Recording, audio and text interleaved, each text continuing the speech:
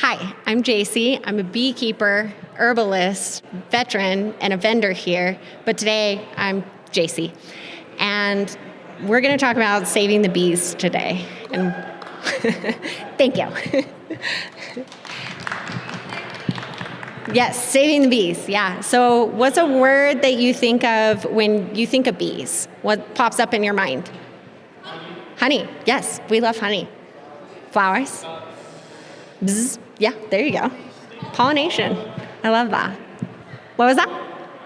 Pollen? Yeah. Oh, pollen. Yeah, they love pollen. Yeah, those are all wonderful things. So bees are 1/3 of the food that we get actually comes directly from bees and would vanish if we didn't have them anymore. So your foods like apples, blueberries, almonds are super, super reliant on bees. Also, 75% of flowers are reliant on bees. But not only are the honeybees endangered, but our cute little native bees are endangered too. So if you didn't know, there's hundreds of kind of bees out there. So there's bees that will sting you, and there's bees that won't. There's bees that make honey, and there's bees that just want to live a solitary life, and they don't have colonies. So our native honeybees are the ones that don't come from a colony. They don't focus on honey production, but they actually are the biggest pollinators over honeybees. And a lot of people don't pay attention to them because they don't get as much notoriety because they're not giving us honey, right? But native honeybees come to your backyard and they make sure your garden's okay, they take care of your plants, and they're coming to your dandelions. And honeybees, they're around, but they're mostly making sure that you have food, and commercial beekeepers are transporting them in masses to almond fields. Almonds are one of the most monetary production of bees, and blueberries, apples, stuff like that, and they will transport these big, big hives. Those are the bees that you're used to. So what's killing them? Because everyone's heard, oh, save the bees, save the bees. What do we do? How do we save the bees? That's great, but how do we help them? And they're kind of scary, right? Because they could sting you, they're intimidating, we don't really know anything about them unless you're a beekeeper. But there's so much that you can do at a local level. You can plant a garden full of native flowers that bees will flock to. We have these green yards, which they really don't do a lot of good for the environment. And we pluck out the dandelions because we don't want them, right? But they're very beneficial for the bees. That's the first flower they see after a very, very long winter. So imagine going a whole winter and you're just eating your food supply, and all of a sudden you see fresh food. And you're super excited, and you go to that fresh food, and it's poisoned. Not only are you gonna die after you go back to your hive, but all those 20 or 200 bees that came in contact with you, they're dying too. So that Roundup that people spread in their yard, it's killing the bees. Anything you spray on the dandelions, chances are it's killing the bees, and it's not just killing one or two, it's killing hundreds, if not thousands. I actually had my hive poisoned last year from pesticides. So watching our pesticide use is super helpful. Planting a garden, super helpful. Also, the food we eat.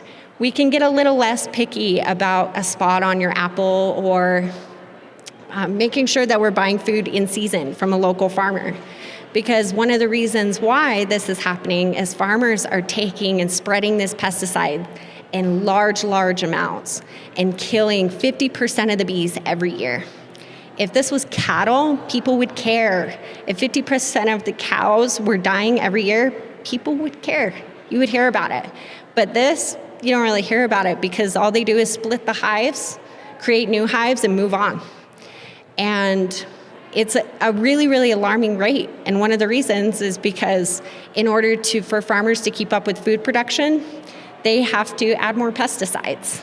They have to make sure they have perfect apples and perfect fruit to bring home to you, because you're not going to buy it from the store if it has a spot, right? So we can get less picky, except the fact that, like us, nature is imperfect. And nature is going to show up with some flaws, and that's okay. Just like us. So, sorry, got distracted. A recap. We can use less pesticides in our own yard. We can grow native flowers. There's a lot of really gorgeous Utah native flowers that honeybees love and they flock to. We can get less picky about our produce and shop locally. It's so, so important. There's farmers markets here in Salt Lake every Saturday, and they run through the winter too. Buy local, buy in season, and then support a beekeeper. Buy your honey right here. Don't go to the store. If you see it's like from Malaysia or something like that, oh, this is great, imported honey. Probably from China, probably not all honey. They can add a lot of fillers, and there's a lot of honey that's been tested and has all kinds of stuff in it. So buy from a beekeeper. If you know them, that's even better. And it's probably gonna get rid of your allergies, which is absolutely incredible. So local honey has small amounts of that pollen in it that you're ingesting. So if you have allergies, I encourage you to buy local honey and have a spoonful of it every day. And it's amazing. If you've ever had fresh honey, it's the sweetest, most delicious treat ever. So what a fun thing to be like, hey, this is medicinal for me. And you can get rid of those allergies. Yeah, and that's the best that we can do for the bees right now. Oh, and also when you vote and deal with politicians and stuff like that, push organic. The only reason this is happening to farmers is because they have to keep up with the costs, and there's a lot of restrictions placed on them. So they're basically painted in a corner where the farmers have no choice. In order to survive, they have to use these pesticides, and they don't really want to. They don't want to kill the bees, but they're like, well, it's my family or having to replace some bees. So here we are. So buying organic really does matter, and it really does affect the environment. So it doesn't have to be a big, big change. We all have a big impact in our own little way. So just one garden, one lack of pesticides, one education that you teach someone else. Don't squish the bee. The bee's just here to help us. I know there's a lot of fear around bees, but this is one of my favorite quotes right now. Helping the bees doesn't require big change. It starts with one flower, one garden, one choice. Thank you.